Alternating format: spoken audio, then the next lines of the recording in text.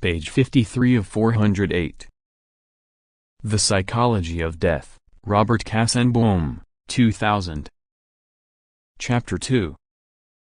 How do we construct death? A developmental approach. 2.2. I will die. This proposition requires even more of the child. We are not in a position to make this statement in a meaningful way until we have mastered a number of related concepts. These include the following. 1. I am a person with a life of my own, a personal existence. 2. I belong to a class of beings, one of whose attributes is mortality. 3. Using the intellectual process of logical deduction, I conclude that my personal death is a certainty. 4. There are many possible causes of my death, and these causes might operate in many different combinations. 5. Although I might overcome or evade one particular cause, I cannot overcome or evade all causes. 6. My death will occur in the future. By future, I mean a time to live that has not yet elapsed, a time that I have not previously experienced. 7. But I do not know when in the future my death will occur. The event is certain, the timing is uncertain. 8. Death is a final event. My life ceases.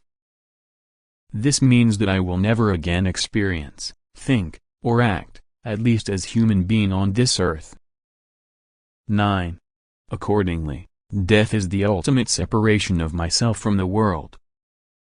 I will die implies self-awareness, logical thought operations, conceptions of probability, necessity, and causation, of personal and physical time, of finality and separation. It also requires bridging a tremendous gap, from what I have actually experienced of life to a construction of life's negation. I have not been dead, the state. I have not experienced death, the event. Therefore, the mental operations that I call upon in my efforts to fathom death tends to falsify as they proceed. If death implies lack of movement, then my eyes conspire against this fixed image by moving restlessly as I scan the environment. Your eyes do the same. If death implies emptiness or silence, my mind again rushes ahead to fill in the void with its own operations, just as people in sensory deprivation experiments manufacture their own stimuli to satisfy our need for cognitive activity. Our mind's own modus operandi equips us for interpreting life, not life's negation. This will continue to be a problem for adults, and probably contributes to the child's difficulties in comprehending cessation of life. Brock-Hausman, 1998, argues that the rules of our language systematically falsify the propositions we articulate about death. More specifically, our syntax often produces a denial rather than an acknowledgement of death. Language does not have much respect for the dead, in the sense that it does not treat them any differently than it does the living. Some of the ways we refer to the dead, not euphemisms but the most ordinary statements, are incongruous, on the fact of it.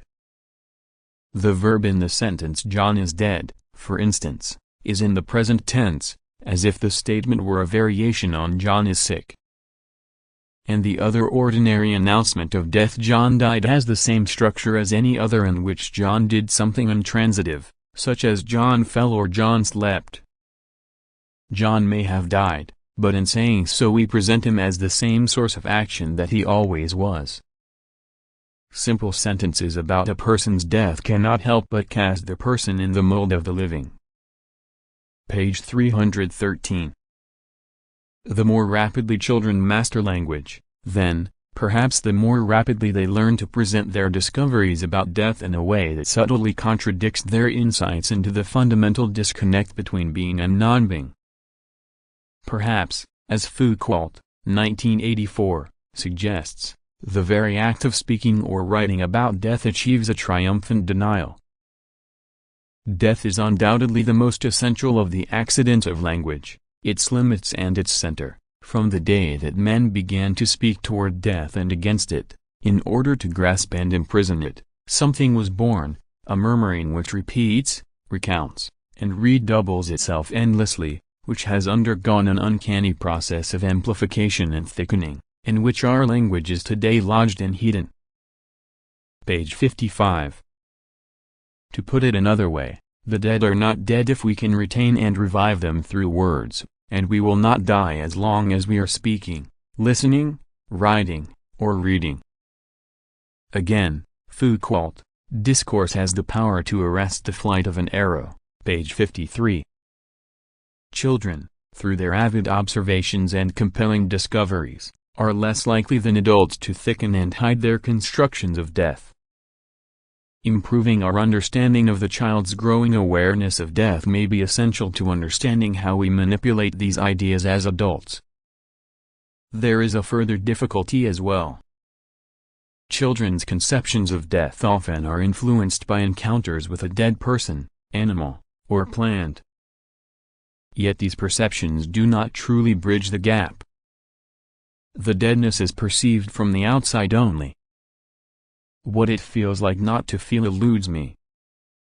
In the language of phenomenology, the otherness of the dead startles us into awareness of the chilling distance between life and death. However, under some circumstance both children and adults are vulnerable to misinterpretations, taking the living for dead, or vice versa. Experiences with the dead and with the transition from alive to dead must be taken into account as we attempt to understand the development of death conceptions. Page 56.